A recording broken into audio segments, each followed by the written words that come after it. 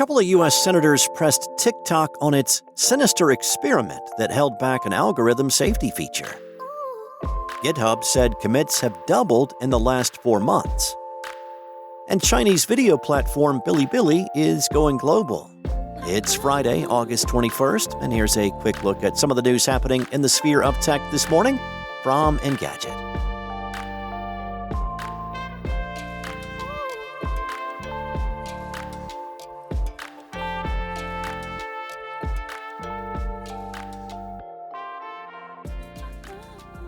TikTok is facing a new round of questions about its safety record and how its algorithm has fueled problematic filter bubbles.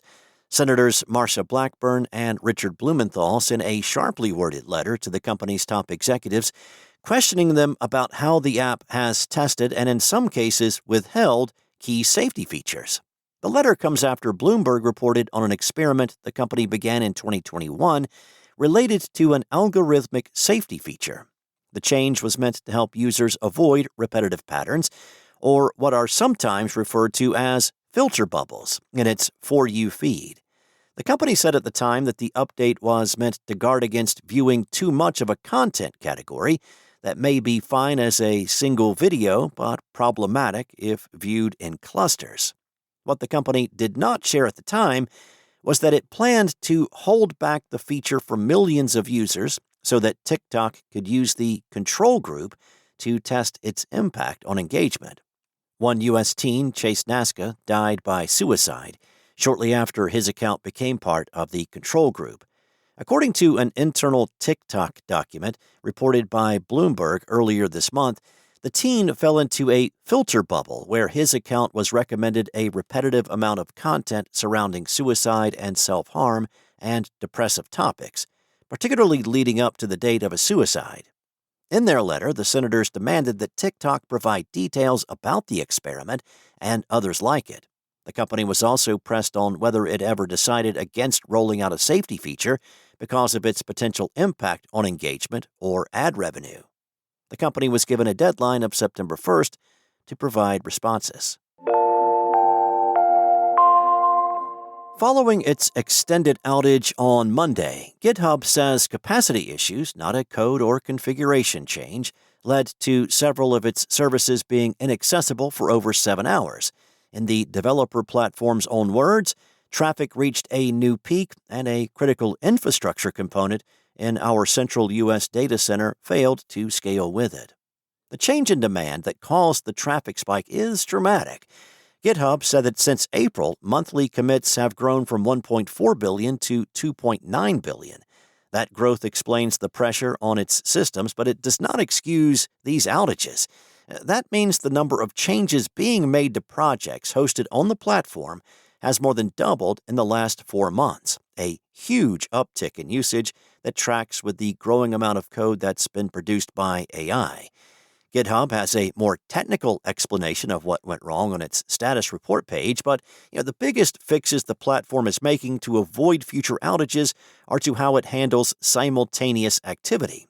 Specifically, GitHub says it's reviewing CPU and memory alerts to find components in its servers that might fail during periods of high traffic, and it's applying consistent retry limits, retry budgets, and variable timeouts across service-to-service interactions to prevent retry storms and cascading load.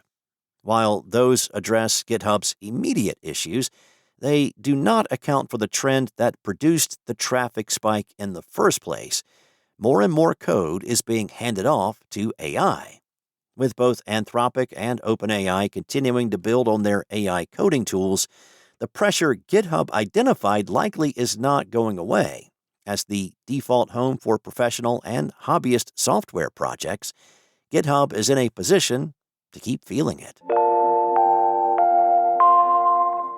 China's alternative to YouTube is expanding internationally. Bilibili has relaunched the international version of its video app on Android, and according to Semaphore, is courting YouTubers to post content on its platform. Now, Bilibili was technically already accessible outside of China, but these changes are part of an explicit strategy to get Western viewers posting and watching videos on the platform. Now, the biggest tweak introduced with the company's new app is the removal of identity verification. Bilibili previously required users to sign up with a passport or another ID document, even if they were posting from overseas to the company's main Chinese site. That is no longer required, and moving forward, Bilibili will mix global and Chinese content in its app. Semaphore wrote that the company is also hiring staff in Los Angeles, London, Mexico City, Sao Paulo, Istanbul, and Tokyo, and plans to create an English-language version of its website to make it easier for video creators to upload videos. All of these changes could help Bilibili expand its audience, though it does raise the question as to whether the platform will receive the same scrutiny as TikTok. If the company can successfully convert existing video creators, it could also put even more pressure on YouTube. Google's video sharing platform is as popular as ever, but it is facing increased competition from Netflix as the streaming service leans into video podcasts and creator-focused content. Competition is so tight that Bloomberg reports YouTube is working on deals to pay channels to post on YouTube first rather than multiple platforms simultaneously. Thanks for listening. There's a lot more tech news at Engadget.com. This episode featured journalism from Carissa Bell and Ian Carlos Campbell. Enjoy your weekend, and I'll be back on Monday with more tech news from Engadget.